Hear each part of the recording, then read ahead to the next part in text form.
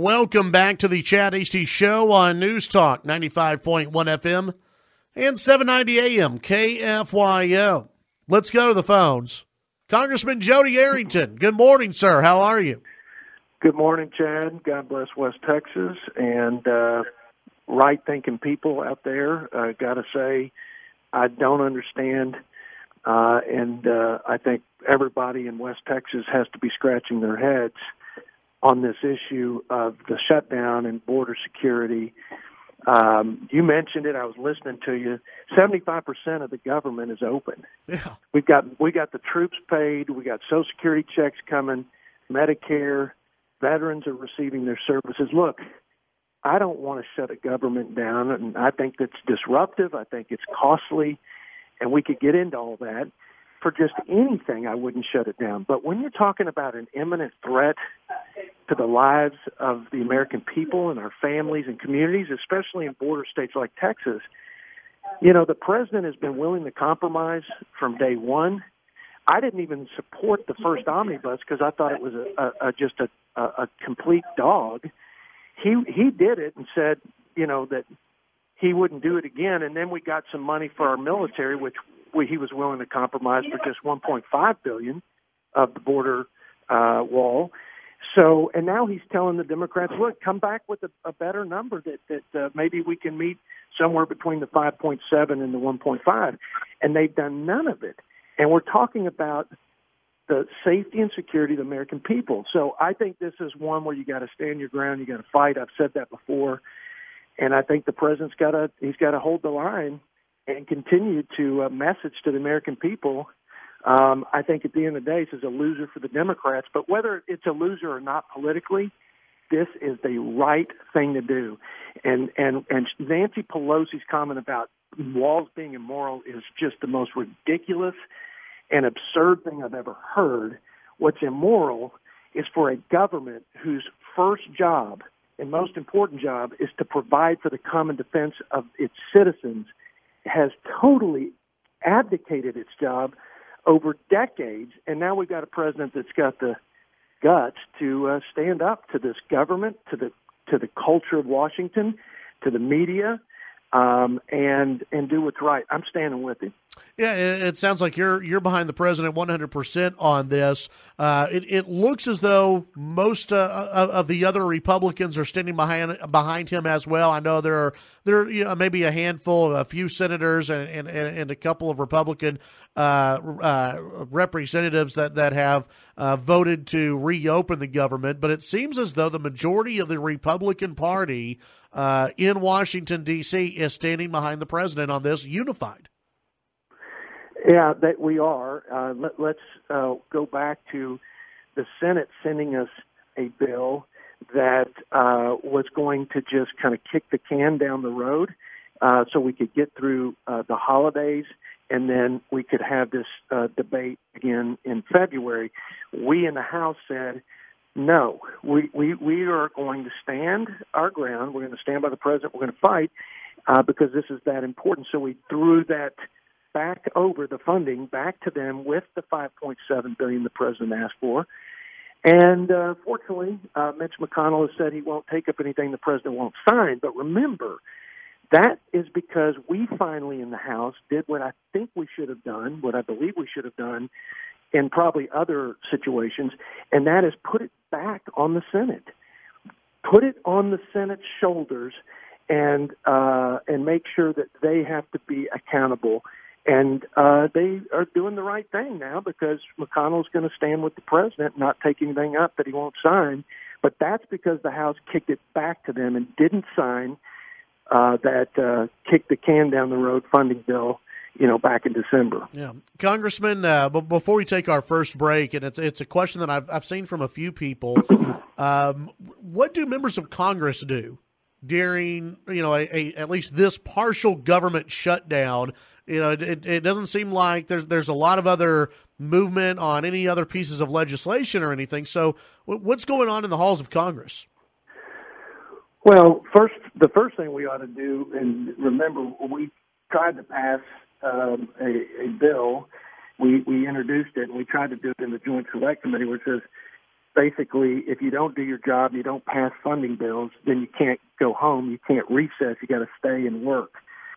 That didn't pass, but the other thing is, for me, and I think many members have done this, and I can't tell you who has and who hasn't, but I asked the House administrator to withhold my pay because I think that until we work this out one way or the other, it's not right and it's not fair to have federal employees working and not getting paid while Congress gets paid. So it's important for my constituents to know that I am in the same boat as they are, because I think that's the way it ought to be. But there's plenty to talk about. I can tell you on the other side of the break what we're doing, but a lot of this right now focus is getting a deal so that we can get the security we need and get this government back up and running. Have you heard from just in the last few days? There have been stories about farmers, and about how farmers may be impacted by this. Have you heard from anyone in the ag community here in the district who are concerned about this?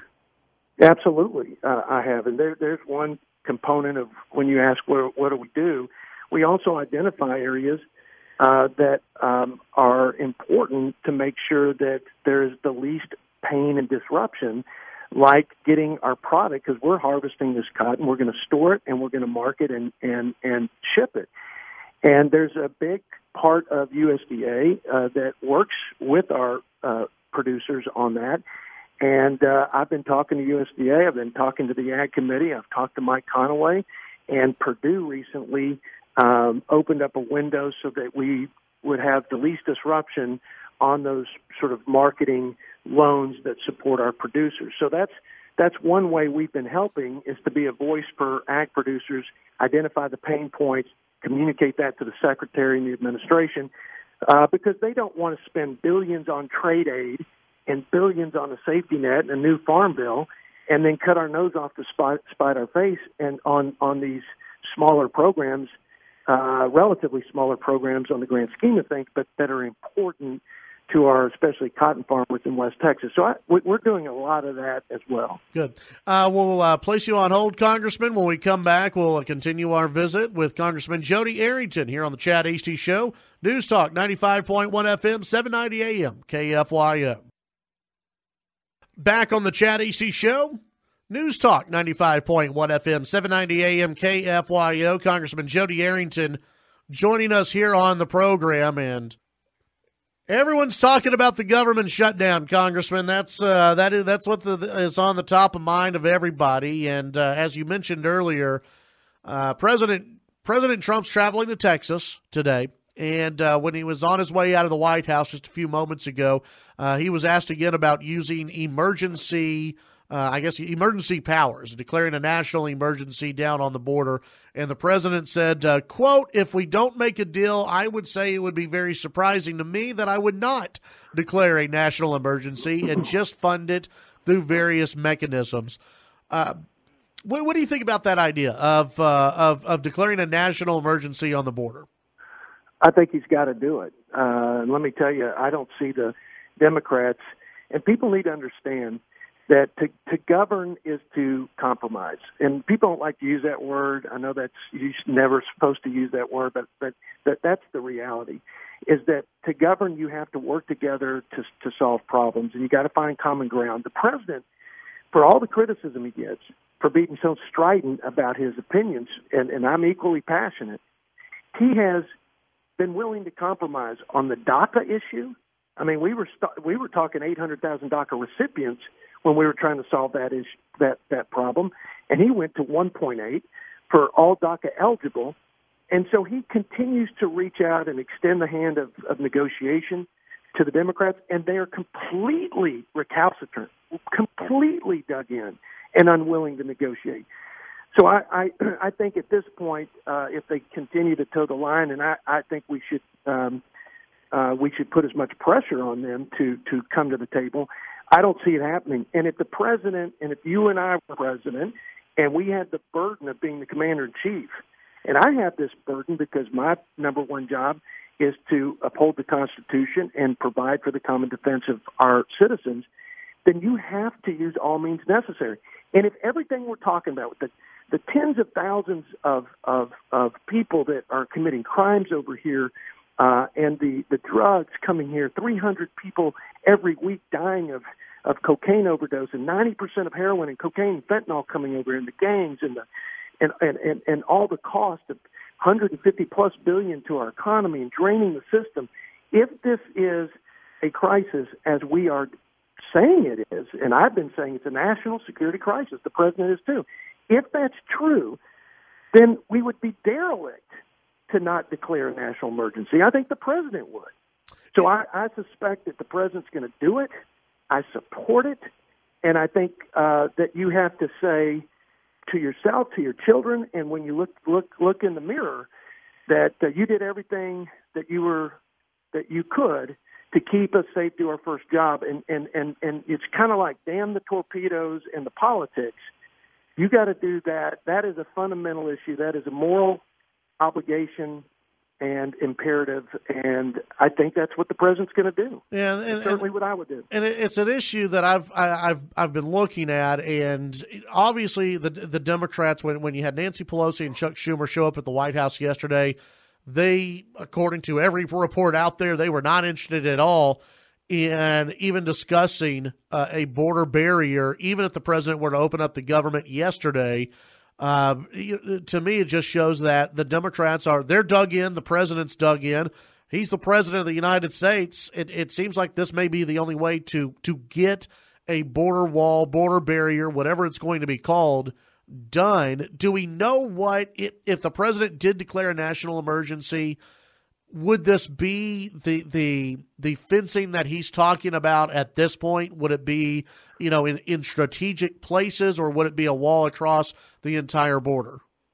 Well, I want your listeners and you to know I'm not for a wall across the entire border. I don't think that's a cost-effective way. I've always said that. I said that in the campaign. I say it today. Right. Even the president has come off of that. Yeah. The president says, let's do whatever works, and let's do it where we need it the most. And I think that's the Border Patrol saying that. I think that's border security experts. So this is the right thing to do. It's a fundamental component of security of any kind to have. That's why Nancy Pelosi has fences around her home, and it's why we have a wall around the White House and other military and federal agencies and et cetera. But it's not the only thing, but it is such a fundamental component.